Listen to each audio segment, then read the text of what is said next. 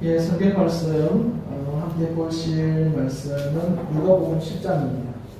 누가복음 10장 21절에서 24절 말씀입니다. 제가 가진 성경으로 신약 성경 112년입니다. 누가복음 10장 21절에서 24절. 예, 제가 먼저 읽고 교도하도록 하겠습니다. 그때에 예수께서 성령으로 기뻐하시며 이르시되 천지의 주제이신 아버지여, 이것을 지혜롭고 슬기 있는 자들에게는 숨기시고 어린 아이들에게는 나타내심을 감사하나이다. 옳소이다. 이렇게 된 것이 아버지의 뜻입니다. 내 아버지께서 모든 것을 내게 주셨으니 아버지에게는 아버지인지 아는 자가 없고 아들과 또 아버지의 종교로 계시를 하는 자는 아버지가 누구인지 아는 자가 없나이다 하시고, 제자들을 돌아보시며 조용히 이르시되 너희가 보는 것을 보는 눈은 복이 있도다. 내가 너희에게 말하노니 많은 선지자와 임금이 너희가 보는 바를 보고자 했으되 보지 못하였으며 너희가 듣는 바를 듣고자 했으되 듣지 못하였느니라. 아멘. 예, 반갑습니다. 우리 앞뒤 저하고 인사 나누도록 하겠습니다. 잘 오셨습니다. 잘 오셨습니다. 우리 한 번 더 인사 나누도록 하겠습니다. 환영합니다. 환영합니다. 예, 오늘 또 한 주간 별탈 없이 또 여러분들을 볼 수 있게 되어서 참 하나님께 감사하고 또 환영하고 그런 마음이 있습니다. 제가 중학교 그 전부터 신앙생활은 교회는 오고 가고 했는데 중2 때에 제가 예수님에 대해서 좀 신앙에 대해서 자각을 한 시기가 중2 때쯤 됩니다. 그 전까지도 이런저런 교회 다니면서 주일학교 생활을 했는데 이제 중2 때에 예수님을 만나고 내가 좀 신앙을 좀 진지하게 내 인생의 중심으로 잡고 살아야겠다 그런 생각을 하고 생활을 하게 됐습니다. 그러면서 이제 제 속에 드는 게 신앙생활을 제대로 하려고 하면 뭐에 내가 집중을 해야 될까 하다가 주일날 예배 드리면 제일 길게 하려야 되는 게 뭐 있습니까? 설교 아닙니까? 그래서 하나님의 말씀을 내가 조금 많이 알아야 되겠다 싶어서 성경 읽는 것에 온전히 집중했던 그런 시기가 있었습니다. 그래서 화장실 갈 때라든가 수업 외에 그 모든 시간에 성경 읽는 데만 하려고 했는 거예요. 그래서 열심히 성경을 읽고 있었는데 하루는 제 방에 조그만 침대가 있거든요. 1인용 침대에 엎드려가지고 성경을 읽는 거예요. 성경을 읽는데 그 옛날 성경도 아십니까? 세로로 쓰여진 성경, 세로로 쓰여진 옛날 성경 있잖아요. 세로 성경 제가 그거 읽었거든요. 제가 그 시대 사람입니다. 보니까 그 성경을 읽고 있는데 갑자기 앞이 안 보이는 거예요. 앞이 안 보이다가 정신 차리니까 다시 보이고 또 안 보였다가 보이고 성경이 이제 그렇게 되는 거예요. 그래서 제가 내가 글을 너무 작은 글을 오래 읽어서 아주 시력이 가는가 보다 그 생각을 했습니다. 드디어 내가 시력이 책을 너무 열심히 읽어서 시력이 가는가 보다 그 생각을 했는데 좀 뒤가 뭔가 좀 쎄한 거예요. 제 뒤통수가. 그래서 이상하다 싶어서 뒤를 탁 쳐다보니까 뒤에 누가 있는 줄 압니까? 마귀가 있는 거예요. 이 마귀가 제 뒤에서 어쩌냐면 제가 어떻게 있으니까 눈을 가렸다가 놨다가 가렸다가 놨다가 하는 것들을 하고 있었던 거예요. 제가 그때 그것을 경험하고 사실 고신에서는 잘 이런 얘기 안 하거든요. 저도 신기한 그런 체험이 있어도 잘 안 하는데 오늘 본문과 관련해서 하나 있거든요. 충격을 받은 거예요. 이런 보이지 않는 영적인 세상 세계, 그런 영적인 존재가 성경에만 기록되어 있는 게 아니고 실제로 만다는 겁니까? 존재하고 있구나 하는 걸 제가 그때 보게 된 겁니다.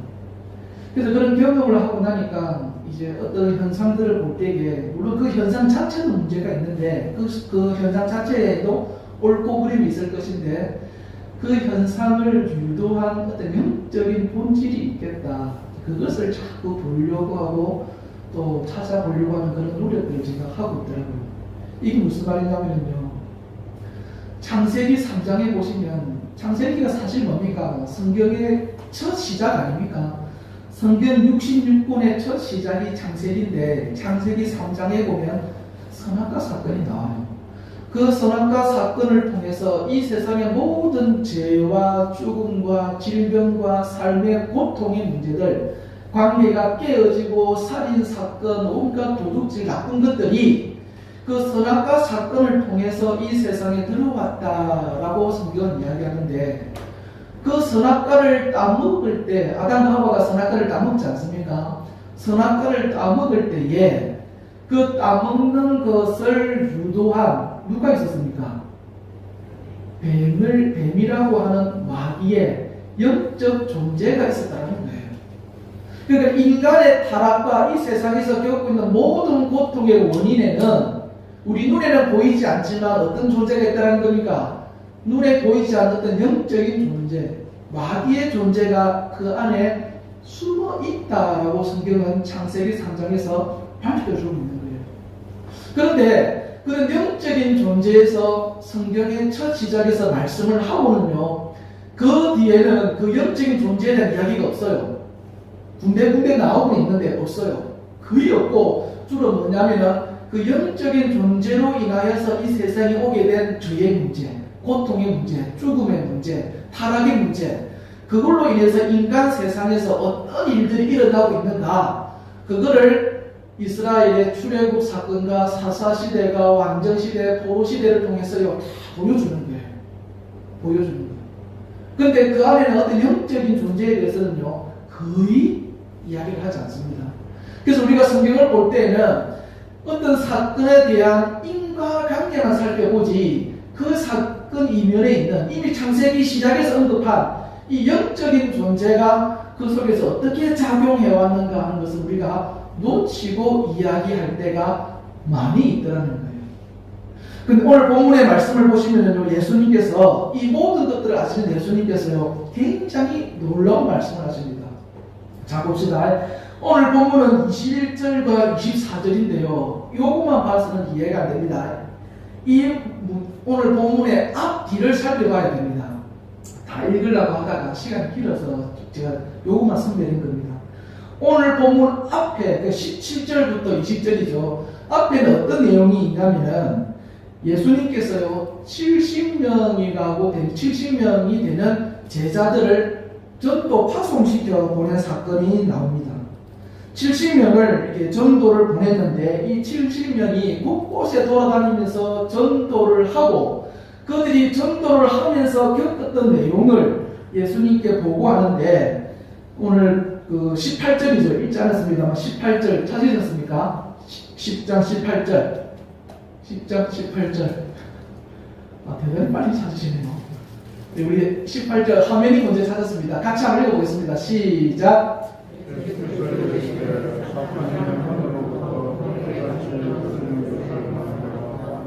예, 이 무슨 말이냐면 제자들이 전도할 때에 귀신이 물러가고 쫓겨나고 하는 것을 제자들이 본 거예요.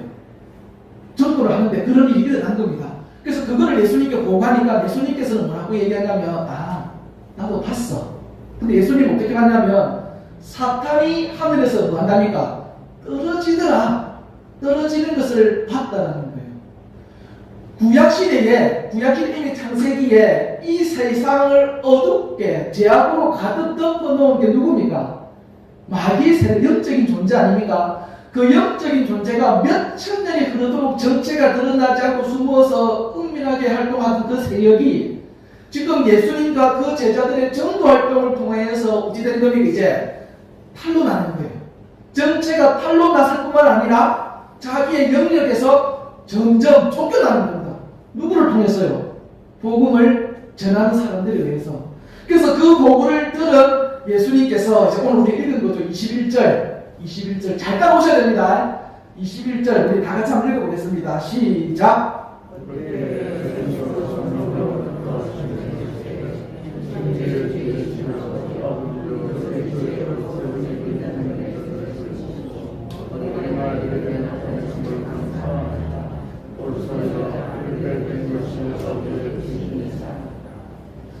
죄송합니다. 24절이었습니다.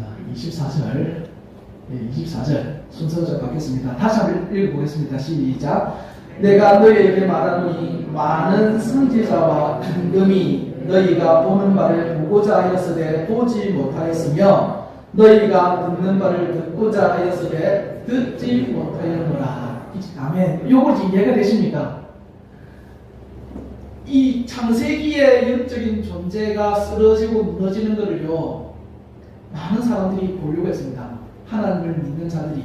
근데 그것을 직접 경험하고 체험한 자는 누구라는 겁니까? 신약시대에 예수님과 전도사역하는 제자들이 이제 이것을 보는 거예요. 다윗도 그렇고요, 아브라함도 그렇고요, 이 믿음의 사람들이요, 정말로 이 세상에 자기 겪고 있는 이 세상의 모든 고통의 원인에 대해서 궁금해했습니다. 그래서 그 고통의 원인에 대해서 하나님과의 만남과 교제를 통해서 이 영적인 존재가 있는데 이 영적인 존재 때문에 우리가 고통스럽구나. 그럼 이것을 우리가 어떻게 쫓아낼 수 있을 것인가 하고 했지만 그들은 보지 못한 거예요. 근데 그걸 누가 봤다는 겁니까? 이제 예수님 시대에 예수님과 함께 전도 사역을 하던 제자들이 보게 된 거라는 거예요. 그러니까 앞으로 구약의 모든 세대의 사람들이 경험하지 못했던 그 놀라운 경험을 이제 예수님과 예수님 이후에 살고 있는 우리들까지 포함이 됩니다. 우리들은 그것을 뭐 할 수 있는 겁니까? 경험할 수 있고 체험할 수 있게 되어졌다는 거예요. 그런데 예수님 이후 시대에 산다고 해서 모든 사람들이 그것을 다 체험할 수 있느냐? 아닙니다. 아닙니다. 왜 아니냐면 아까 금방 먼저 읽었는데 21절 다시 한번 볼까요? 21절에 보면은 예수님께서 선지자와 임금들이 보려고 했지만 보지 못하였던 것, 그것을 볼 수 있는 사람이 있는데 그게 누구냐면은 21절에 보니까 지혜롭고 슬기 있는 자들에게는 뭐 했답니까? 숨기셨다. 숨기시고 누구에게는 드러낸 겁니까? 어린 아이들에게는 나타냈다. 어린 아이들은 이 놀라운 경험을 할 수 있다라고 이야기하는 거예요. 할 수 있다. 이 무슨 말이냐면 생각해 보십시오. 지금 이 제자들이 보고 있는 거는요, 선지자는 많은 사람입니까? 하나님과 깊은 계시받는 사람들 아닙니까? 굉장히 영적이고 신령한 사람들입니다.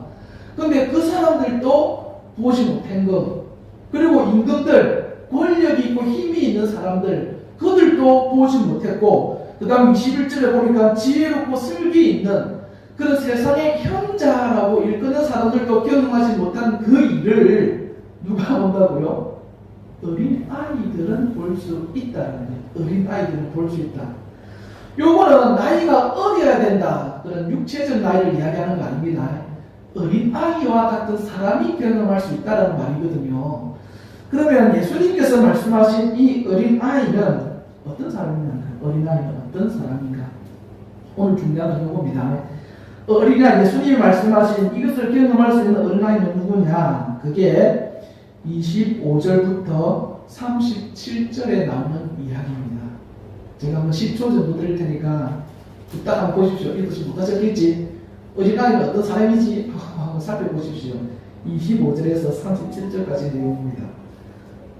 어떤 내용인 것 같습니까? 이때는 우리가 많이 접했던 내용이죠. 선한 사마리아인의 비유입니다. 선한 사마리아인의 비유. 이 선한 사마리아인의 비유에 보면 이게 무슨 말이냐면요, 어떤 사람이 예루살렘에서 자기 집으로 돌아가는 길에 강도를 만납니다. 근데 이 강도가 돈만 훔쳐가면 될 건데 돈도 훔쳐가고 옷도 다 빼들어가고 거의 사람을 발가벗긴 상태로 또 부탁까지 했습니다. 그래서 거의 반죽게 된 거예요. 그래서 길을 지나가는 사람은 누구든지 이 사람 죽었다 싶을 정도로 온몸이 피투성이가 돼가지고 쓰러져 있는 거예요. 근데 제사장도 지나가고 레위인도 지나가고 그냥 다른 사람들은 그 사람을 보고 지나가는데, 근데 누구는 이 사람에 대해서 관심을 가지는 겁니까? 사마리아 사람은 이 강도 만난 사람에게 관심을 가지고요, 이 사람을 도와줍니다. 그래서 가까운 여관까지 가가지고 거기서 먹을 거, 입을 거 다 챙겨주고요. 그 다음에 이 사람이 여관을 떠날 때에 그 여관 주인에게 뭐라고 이야기하냐면, 내가 없더라도 내 돈 좀 더 줄 테니까 이 사람 필요한 거 부족하지 않게 채워주십시오. 그리고도 만약에 돈이 모자란다. 그럼 나중에 제가 돌아올 때에 그 모자란 거 메워주겠습니다. 그러니까 이 사람 챙겨주세요 하고는 가버리는 거예요. 그러니까 이 사마리아 사람은요, 이 사람을 도와주는 데 있어서 진심이었다라는 것을 우리가 알 수 있습니다. 이거 이해되십니까? 이 사건 내용 자체는 이해가 되시죠? 근데 여기서 중요한 게 뭐냐면은 사마리아인도 사마리아인이지만 이 강도 만난 사람을 그냥 지나간 사람들이 있잖아요. 그냥 지나간 사람들이 있는데 뭐 한두 명이겠습니까? 근데 예수님은요 딱 두 사람을 집어내는데 누구냐면은 제사장과 레위인을 집어냅니다. 제사장과 레위인. 제사장과 레위인은 그냥 지나가느라. 그래서 우리가 보통 얘기 들으면 이 제사장, 이 레위인, 나쁜 사람, 무책임한 사람 이렇게 생각을 하거든요. 근데 우리가 조금 생각해 보면 이걸 다른 방식으로 접근을 할 수가 있더라는 거예요. 왜냐하면 제사장과 레위인은요, 이 기본적으로 그 성전에서 예배를 집례하는 사람들입니다. 집례하는 사람들인데 구약의 율법에 의하면 시체에 손을 대잖아요. 시체에 손을 대면은 부정한 사람으로 취급받습니다. 그래서 부정한 사람으로 취급을 받으면 성전에 들어가려면 일정 기간 동안 정결 의식을 거쳐야 성전에 들어갈 수 있어요. 그런데 만약에 자기가 그 시체에 손을 대어서 부정하게 되었다. 그런데 그날 내가 예배를 집례해야 된다. 인도해야 된다. 그러면은 시체에 손을 대는 게 맞습니까? 안 되는 게 맞습니까? 되면 안 되죠. 예배 인도가 안 되는데. 예배에 그냥 참석하는 사람이면 모르겠는데 예배를 인도하는 사람이 빠질 수는 없는 거 아닙니까? 그러니까 이 제사장과 레위 사람들은 뭐가 더 중요하겠습니까? 하나님 앞에 드려야 되는 예배가 더 중요한 거죠. 그러니까 안 하는 거예요. 그 시체에 자기가 볼 때도 죽은 사람으로 보이니까 혹시나 살아있을 수도 있지만 죽은 사람이 어떡합니까? 예배가 진행이 안 되는데 그러니까 그 사람을 피해가는 거예요. 그래서 우리가 볼 때는 이 사람이 나쁘고 무책임하다 그게 아니라 그 당시 유대 사회는 종교국가입니다. 종교국가. 종교국가에서 하나님 앞에 드려야 되는 예배보다 더 중요한 게 뭐가 있겠습니까? 그러니까 그 책임감 속에서 그냥 지나가버린 거예요.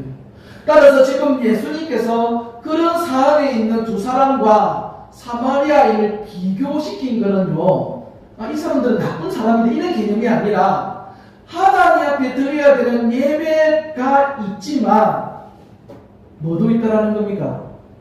그들이 행해야 될 사회적 책무도 있다라는 거예요. 사회적 책무도 있다라는 거예요. 이 당시 이 이스라엘은요, 굉장히 정치든 사회든 모든 게 혼란스러울 때였습니다. 로마의 식민지였고, 그리고 헤롯 왕에 의해서 로마에 의해서 권력을 이양받은 헤롯이라는 사람에 의해서 간접 통치를 받을 때인데 굉장히 사회가 혼란스러울 때였어요.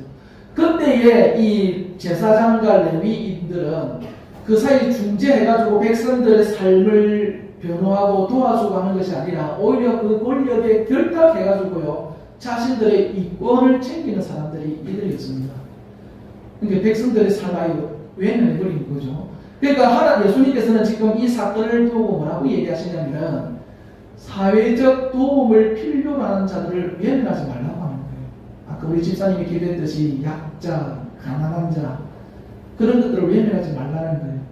그러면서 예수님께서 36절에 뭐라고 얘기하시냐면 이 세 사람 중에 누가 강도 만난 자의 이웃이 되느냐 이렇게 질문하십니다. 강도 만난 자의 이웃.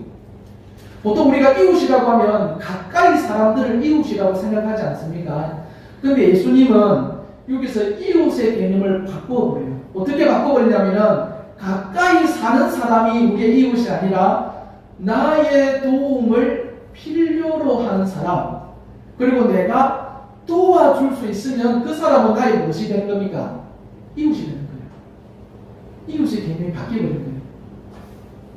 그러니까 이런 일이 결코 쉬운 일은 아니죠. 자기의 분명히 해야 될 일이 있고 굉장히 바쁘단 말이에요. 근데 것을 내버려두고 아무 상관없는 사람을 도와준다.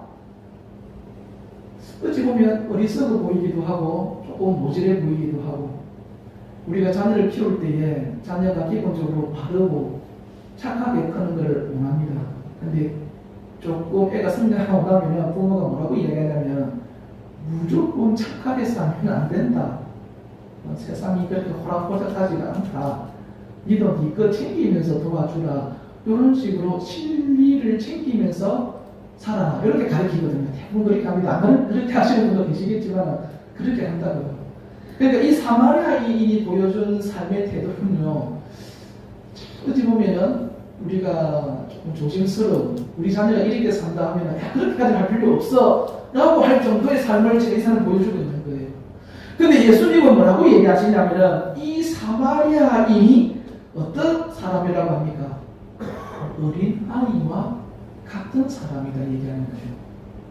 구약에서 예언되어져 있던 그 영적인 세력에 의해서 타락되어진 이 세계에서 선지자도 보지 못했고 왕들도 보지 못했고 지혜로운 자도 보지 못했던 그 놀라운 하나님의 기적과 기적을 경험할 수 있는 어린아이 같은 사람이 이 사마리아 사람이다. 예수님 그렇게 지금 이야기하고 있더라는 겁니다. 여러분 이 말씀을 믿을 수 있겠습니까? 믿을 수 있겠습니까? 쉽지 않습니다. 그래서요, 교회라고 하는 거는, 교회는요, 이제 요거 마무리할게요. 잘 들으십시오.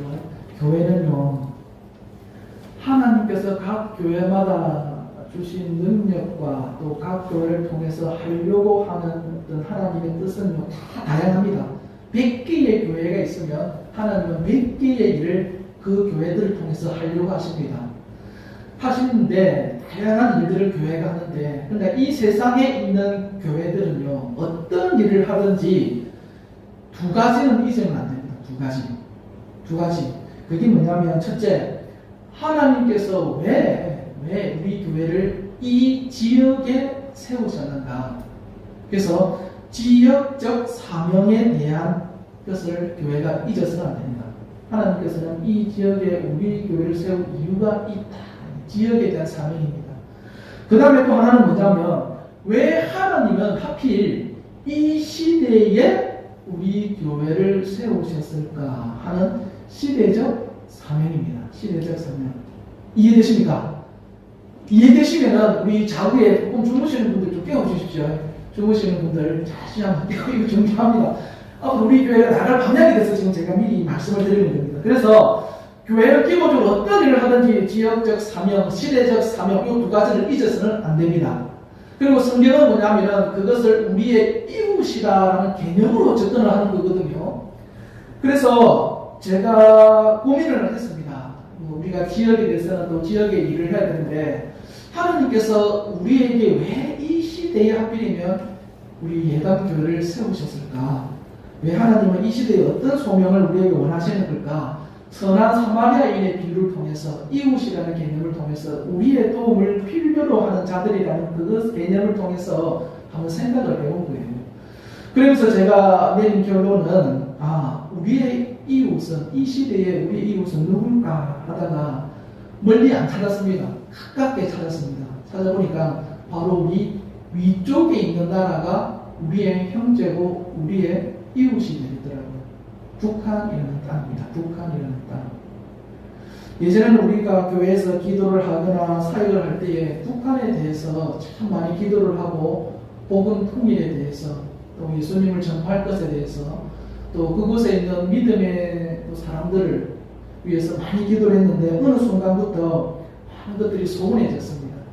많은 것들이 소원해지고 경제적인 이득을 득실을 따져가면서 같은 민족이고 그거 가면 그냥 따로 우리끼리 서로 잘 살자 이런 생각들이 어느 순간 우리들에게 자리 잡았던 것 같아요.